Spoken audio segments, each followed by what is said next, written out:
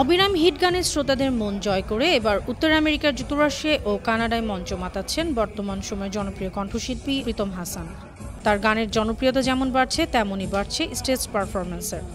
এরই ধারাবাহিকতায় যুক্তরাষ্ট্রের নিউ ইয়র্কের লাগার্ডিয়া পারফর্মিং আর্টস সেন্টারে হয়ে গেল প্রীতমের এক জমকালো সঙ্গীত সন্ধ্যা। এটি তার উত্তর আমেরিকার ট্যুর শোর দ্বিতীয় কনসার্ট। নিউ ইয়র্কের সামাজিক ও সাংস্কৃতিক সংগঠন রিভেরার পৃষ্ঠপোষকতায় আর ঠিকানার উপস্থাপনাময় Pritam and Pratik live in New York শিরোনামে এই কনসার্ট যেন পরিণত হয় বাংলাদেশিদের মহামিলন মেলায়। বর্ণিল ও বর্ণাঢ্য এই আয়োজনে বাংলা সঙ্গীত প্রেমীদের স্বতঃস্ফূর্ত অংশগ্রহণ ছিল চোখে পড়ার মতো। শিল্পীদের গানের বিমোহিত সুরের আবেশে প্রতিটি দর্শকই যেন একজন শিল্পীতে পরিণত হন।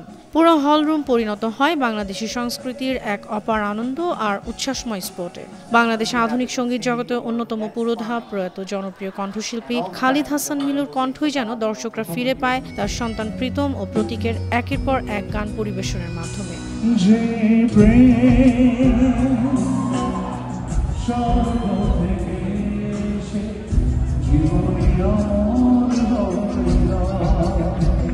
তাদের সঙ্গীত পরিবেশনা পুরো হল জুড়ে সৃষ্টি করে এক অদ্বিতীয় সুরের মায়াজালে। কনসার্টটি আরও ঝলমলে ও রঙিন হয়েছে নিউ ইয়র্কের বাঙালি সংস্কৃতি জগতের প্রিয় মুখ নোভা ফিরোজের প্রাণবন্ত উপস্থাপনায়।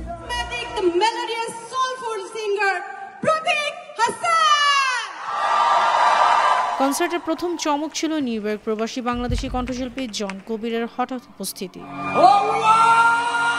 বাংলাদেশের ব্যান্ড জগতের কিংবদন্তি ও ব্ল্যাক ব্যান্ডের প্রাক্তন ভোকাল জন কবিরের উপস্থিতি পুরো হলকে মুহূর্তেই টেনে নিয়ে যায় এক নস্টালজিক আবহে, যেখানে পুরনো দিনের গানগুলোতে দর্শক হারিয়ে যান।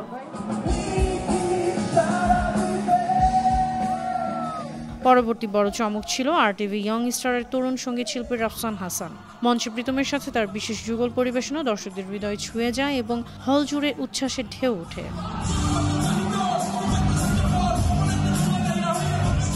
সবচেয়ে আবেগঘন মুহূর্ত আসে যখন রিভারের প্রতিষ্ঠাতা ও সিইও রহিন হোসেন নিজেই মঞ্চে উঠে প্রীতম ও প্রতীকের সঙ্গে একটি গান পরিবেশন করেন। তারই অনন্য উপস্থিতি এবং সঙ্গীতে অংশগ্রহণ সবাইকে অবাক ও অভিভূত করে তোলে।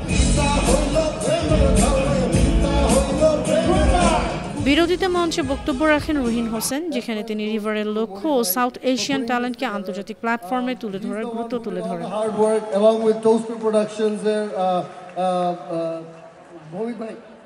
Ronnie Bhovik Bhai and Priyozan Films and so many people work together to bring something like this together. Like what, even the lights you have on your, it's so cool to see. Like, you know, it's amazing. I want to choke the industry to develop good to say.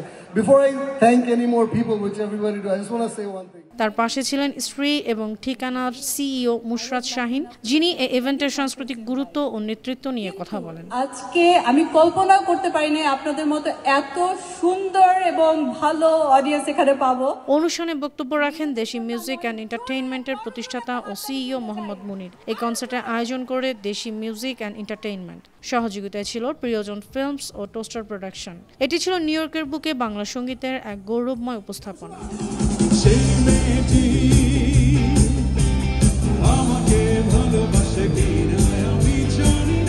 প্রবাস desk, Banu TV.